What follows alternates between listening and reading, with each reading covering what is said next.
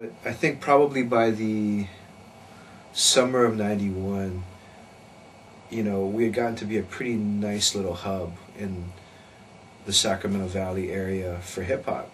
You know, so people knew us. So they knew that if they wanted to break a record, like, you wouldn't go to a commercial station out there. The only place for artists to actually come and really get on the air and talk directly to the folks was on KDVS. So a lot of artists started coming through, and we were also aggressive too. We go out and get interviews and everything like that. And I thought to myself, you know, we're getting all these folks, all this great stuff. You know, we get Cypress Hill or Michael Franti, or, you know, whatever, a whole bunch of different artists. You know, at the time, you know, Mac Mall was getting started, for instance, Mac Dre, all of these folks.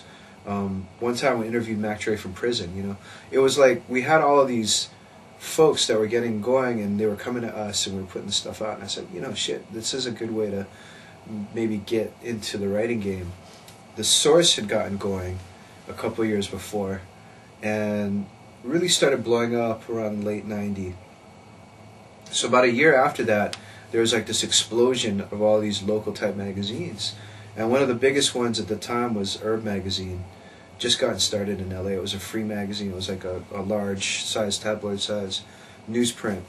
And I thought it was a great magazine. Like, they clearly put a lot of thought into how the thing looked and, you know, what they were going to write about and stuff. So just on a whim, I sent them, you know, an article on Cypress Hill, and they liked it. And I went down to visit a DJ friend of mine, Mike Nardone, like a month or two later after that. And I remember this guy, Tomas Palermo, who ended up becoming a big editor at Accelerator and now is the editor of WiretapMagazine.com, came over, and he and this other guy, Jason Bentley, who's also a big DJ in LA now, came over and offered me a column. So I was like, me and B+, the photographer B+, were like the first like hip-hop columnists for Herb magazine.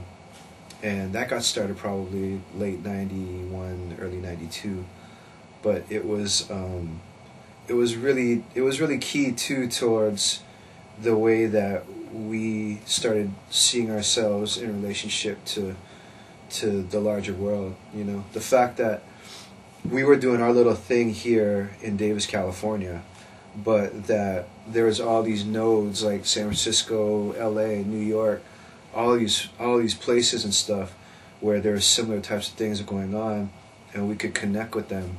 And I think that that's what made it possible for us to think about actually starting Solesides. But anyway, going back to the whole thing, so I was doing writing with Herb from '91 all the way through '95 or so, '95. And then I took a break because Solesides got serious. Did that for a few years, and then came back to it afterwards. We were able to cover a lot of ground during that era. I mean, I think from '91 to like '95, '96 those are all the years when hip hop, like, steadily every year there was a bigger and bigger level that hip hop was getting to. So there were bigger and bigger stories to write. So, you know, I'm writing for Herb magazine one day, and the next day I'm writing for, you know, Rap Pages, you know, doing cover stories and stuff.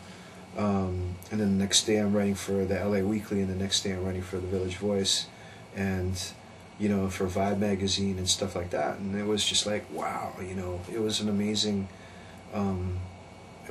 time to kind of be involved with the whole thing. You know, I had gotten scholarship offers to go back to school to get a PhD and become a professor, you know. So I went through that whole thing, and I was like, man, I can't see myself becoming a professor, at least not at that particular point in my life. So, you know, the week before I was going to go back to school, I was like, man, you know, this Solesides thing is really blowing up. At the time, there was a lot of label interest, major label interest in what we were doing. And, you know, why not try to just jump into this whole hog and see what happens? So, '98, basically, we made the announcement and phased out Solesides by, I think, March of '98. And I had all this creative energy still, you know. It's not like you're you wake up one day and all that creativity or creative energy just goes away, you know. I hadn't written for about 2 years, 3 years, because I decided that when I was going to commit to Solesides, it just wasn't going to make any sense to be the person that would be like writing about the shit and also trying to run a label and, you know, all kinds of conflicts of interest. And I mean, people would be gunning for you, you know. I mean, it's be too easy to be a hypocrite, to fall into hypocrisy. But it also meant that I didn't write about a lot of the biggest events of the time, you know, like Tupac's death, Biggie's death. I didn't write about any of that shit. The whole changing of radio, the whole shift in the distribution game, kind of the end of that era of the underground, this idea of the underground that we had fostered from, you know, the early 90s was phasing out, and I couldn't write about that either. So I had all this shit that I wanted to talk about, and that's when the ideas for Can't Stop, Won't Stop started coming together. Is pretty much after the end of Solesides. So, you know, the book, I finished writing the book in 2004, and it came out in 2005. It was like a 7-8 year process. But it started in that particular moment, and it evolved, of course. It wasn't like in '98, like Solesides ended, and all of a sudden I was like, I have this 500-page book that I'd like to write for you. Like, I had a bunch of learning to do before I could get to the point where I could actually write the book that became Can't Stop, Won't Stop. But it was, yeah, that was the end of that arc and the beginning of the new arc.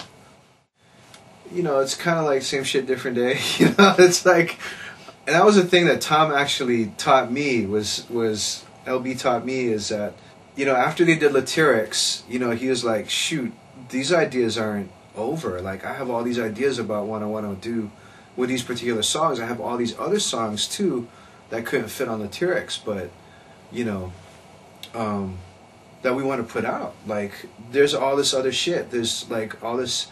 It's like you do something, you put together something that's coherent. You know, that's a formal statement of how it is that you feel and that kind of thing.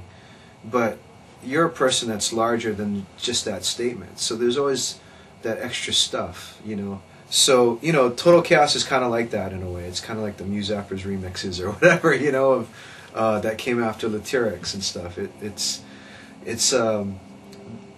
you know, the Can't Stop, Won't Stop is a lot about music and art on the one hand, and then the social environment that it comes from, you know. Because I've always been interested in activism, in organizing, you know, in social change and in movements and that kind of stuff, just as much as I've been interested in music and art, you know, and they all fit together. So Can't Stop, Won't Stop was this thing of trying to bring those two together, try to do like a social history of music or a musical history of the social, you know. And in that process, I felt like a lot of discussion about the hip-hop arts movement didn't necessarily come out. During the process of getting Can't Stop, Won't Stop together and then putting that out, I was brought into a lot of these art circles by a bunch of different people, including like Roberta Uno from the Ford Foundation, and got to be really tight with a lot of folks from the Hip Hop Theater Festival and a lot of performers and that kind of thing. So that became kind of this other project to kind of do, and Total Chaos came out of that. Like, all of this stuff that I would have wanted to say about hip-hop arts, you know, but didn't get to because it was largely about the music. So it's not my book, per se. It's like all these other voices, and I just am the person that helps to bring them into the room and let them say their thing to people and stuff. So it talks about hip-hop and graphic design and literature and photography and dance and theater and, you know, drama and spoken word and all this other kind of stuff. And it goes much broader than hip-hop just as rap music or as instrumental hip-hop music or whatever, you know what I mean? It goes in all these different types of directions. And it's cool. I mean, I feel like that's good. I'm done with that now, you know?